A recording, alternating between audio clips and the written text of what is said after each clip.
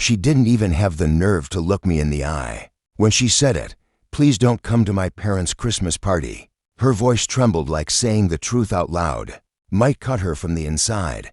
And then her sister, always louder than the room required, let out a cruel laugh. "We'll just pretend we don't know you," she said, like that was a kindness.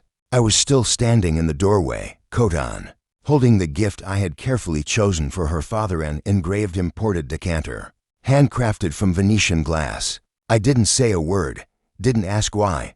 I didn't even set the gift down. I just turned and left. No theatrics, no scene.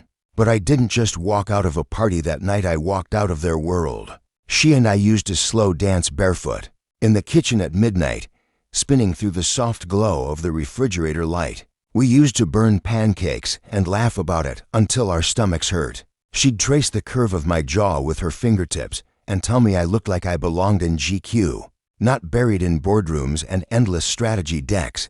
She made me believe she believed in me. I met her parents during a snowstorm, shoveled their driveway while her father watched, arms crossed, unimpressed.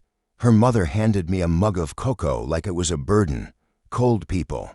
I thought they just thawed slow. Her sister, the kind of beautiful that fades fast, always scanning for someone richer, better. She called me ambitious in a delusional sort of way. My wife laughed at that. I should have seen it then, but I was in love. And love, in the wrong hands, makes men blind to the exits. The decline didn't come with shouting. It came with silence. She stopped asking about my work, stopped waiting up. Her phone lived face down. She said it was work stress. I wanted to believe her, until I walked past her laptop one night and saw the email thread. Christmas guest list final. Don't tell him. I didn't click. I didn't need to. She didn't want me there. Not because of a fight, not because of tension, because I had become someone she needed to hide. 5 days later, I was gone, not just from the house. I stepped down from my company, liquidated my shares, vanished from our joint accounts, let her think I was licking wounds. But men like me don't sulk. We strategize. I flew to New York, checked into a hotel under an alias, burned my past to ash and started building. From nothing, from spite, from silence.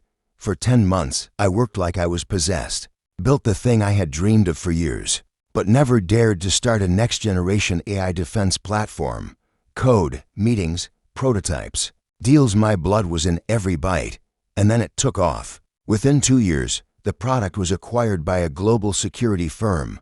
8 figures, clean, loud, sudden. My name hit the headlines like a seismic event. Former CEO vanishes, returns to dominate the tech sector in stealth launch. That was when her friends saw my face on a magazine cover. 5 days later, I started getting messages. Hope you're doing well. Saw you in Wired, proud of you. Can we talk? I ignored them all. But one call came and I chose to answer. Her father's attorney. He sounded nervous. Apparently, the luxury real estate fund they had all invested in her father, her sister, even she collapsed. Vanished into the ether. The lead investor, me. They never knew. I'd set it up through a proxy firm. Pitched as a closed opportunity for high net worth clients. Her sister convinced them to join. Pushed hard. They lost everything. Their retirement, their legacy, their comfort. All legal, all documented, all poetic. That Christmas, they still hosted a party. Smaller, quieter, no jazz quartet, no champagne fountain. I parked down the block in a rented car and watched from the shadows. She stepped outside alone, wrapped in a coat I'd bought her once, back in Prague. She looked older, more brittle, like someone who didn't laugh in kitchens anymore. She lit a cigarette. She used to say they made her sick. Her sister followed soon after, red-eyed, voice cracking under the weight of financial ruin. I heard her say through the wind, "He set us up." Maybe I did. Or maybe I just let them walk into a mirror they never expected to see. 6 months later, I made my final move. I launched a foundation, anonymous donor, Silent Partners. It offered full scholarships to underprivileged students. In the same city her family once strutted through like royalty. The media loved it, covered every ceremony, every award, and her family name, it never once appeared. One of the first recipients, the daughter of their former maid. She emailed me after that. No subject line, just raw, bleeding words. I made mistakes. I listened to the wrong people. I thought if I cut you down, you'd need me more. I didn't realize you were already flying. I don't even recognize myself anymore. If you ever want to talk, I'm still here. I didn't reply. I never will. But I read it twice, not for closure, for confirmation.